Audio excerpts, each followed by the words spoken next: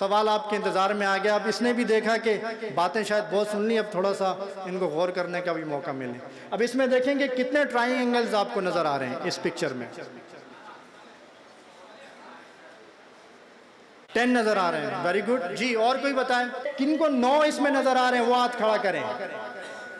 जिनको 10 नज़र आ रहे हैं वो हाथ खड़ा करें। जिनको 11 नज़र आ रहे हैं वो हाथ खड़ा करें। जिनको 12 नज़र आ रहे हैं वो हाथ खड़ा करें। जिनको 13 नज़र आ रहे हैं वो हाथ खड़ा करें। 13 वाले 3 ही हैं, 12 वाले भी, बल्कि 11 वाला तो कोई है ही नहीं।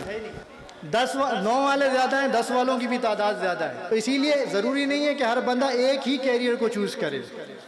जी 13 वाले कौन है जी? जो 13 वाले उनके लिए तालियां होनी चाहिए। इसके अंदर 13 ट्रायंगल है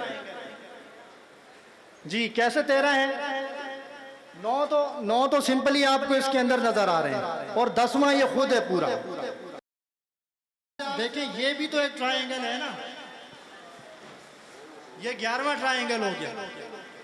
इसी तरह से एक ये भी तो ट्रायंगल है ना, ये 12वां हो गया। इसी तरह से एक ये भी तो ट्रायंगल है ना, 13 हो गया।